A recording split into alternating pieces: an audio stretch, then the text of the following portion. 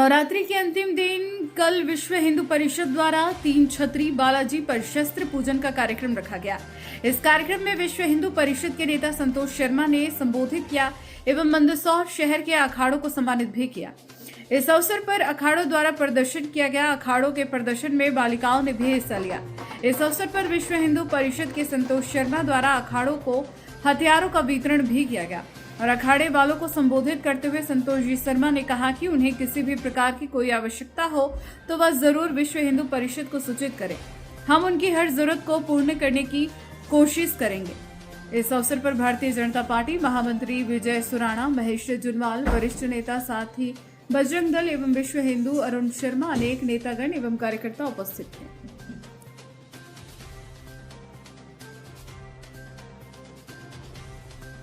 बालाजी धाम है, यहाँ शस्त्र शास्त्र दोनों की विद्या दी जाती है, क्योंकि अगर शास्त्र है तो शस्त्र भी होना अनिवार्य है। तो यहाँ के सभी जितने भी बच्चे जुड़े हुए हैं इस छत्री बालाजी धाम से, यहाँ सबको शास्त्र की विद्या भी दी जाती है, तो शस्त्र का भी कला सिखाई जाती है।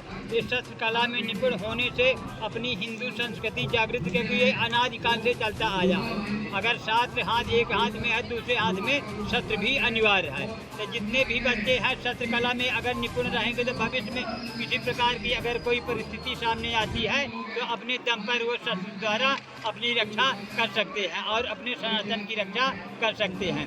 तो सभी नगरवासियों से यही है कि जितने भी अखाड़े हैं सभी बच्चे एक तन मन से अपनी कला को प्रदर्शित करें और अपने शस्त्र कला में निपुण हों, क्योंकि अगर शस्त्र कला रहेगी तो किसी भी विभाग में जाएंगे वहाँ भी आपका सर्वोच्च काम दिखा जाएगा।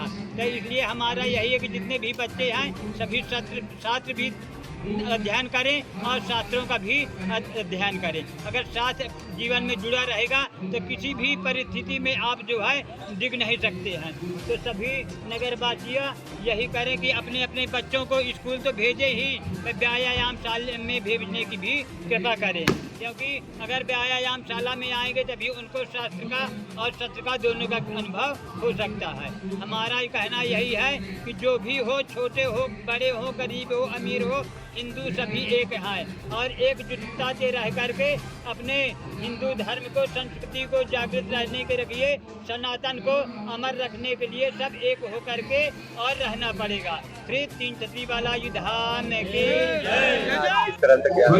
पूरे विश्ववासियों को, देशवासियों को, प्रदेशवासियों को, नगरवासियों को आज विजयदशमी का त्योहार है। उस त्योहार की बहुत बहुत शुभकामनाएं।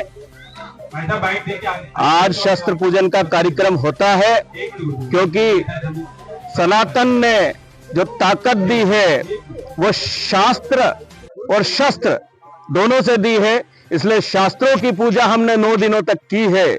आज शस्त्र की पूजा का दिन है, क्योंकि आज शस्त्रों की पूजा करके हम पूरे विश्व में पताका लहराते हैं कि भारत के सनातनी तैयार है। हर तरह से जिसे भी आना है वो आ जाए। उद्घोष है आज विजयदशमी पर्व का कि शस्त्रों की पूजा हम कर रहे हैं। मां भवानी के आशीर्वाद के बाद आज भारत पूर्ण रूपेण शक्ति से तैयार है सबसे निपटने के लिए। चाहे कितने भी विधर्मी, चाहे कोई भी हो, आज शक्ति का जो प्रदर्शन शास्त्रों से सनातन का किया जा रहा है वो उसी का सहार करता है। जो विधर्मी सनातन की तरफ आंख उठाकर देखते हैं, ये उनको सीधे सीधे संदेश होता है और चुनौती भी होती है कि सनातन की तरफ आंख उठाकर मत देखना, नहीं तो हम शास्त्रों के साथ साथ शस्त्र भी उठाते हैं। जय श्री राम, जय श्री राम। कई वजह जो बैनर लगाए गए हैं उसको लेकर क्या कुछ कहेंगे? देखिए, ये विश्वव्यापी साजिश है जो चल रही है। देश के कोने कोने में सनातन का पर्व मां दुर्गा की आराधना चल रही है और ये विधर्मियों को देख लो आज इस राष्ट्र को, सनातन को कैसे चोट पहुंचाए। इसलिए वो हमारे पांडालों के आसपास बस्तियों में आई लव मोहम्मद, ये शब्द कहां से आया, किसने इम्प्लांट किया, क्या इनकी योजना है, ये ऐसा क्यों कर रहे हैं?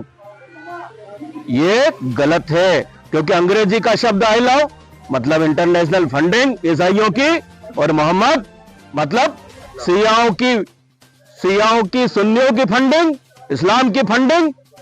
क्योंकि ये लोग तो सऊदी अरब के जो राजा हैं उनसे फंडिंग लेते हैं और कहते हैं कि हम केवल खुदा की बात करेंगे, लेकिन ये यहां पर सुन्नियों का भी फंड लेते हैं और मोहम्मद की भी बात करते हैं। तो पहले ये तय तो कर ले कि ये कर क्या रहे हैं और ये क्यों कर रहे हैं। मैंने अभी कहा इसी पवित्र नगरी में, जो धर्म की पवित्र नगरी है मंदसौर, जहां भगवान पशुपतिनाथ स्वयं विराजमान है, वहां पर जब मैंने कहा तो यहां पर एक सरपरस्त व्यक्ति जिसे कहा जाता है उसी ने गलत उद्बोधन दिया और प्रमाण दिया कि हम कहीं पर भी लगाएं, मोहल्लों को बंटवाएं, स्थान को बंटवाएं, जमीन को बंटवाएं।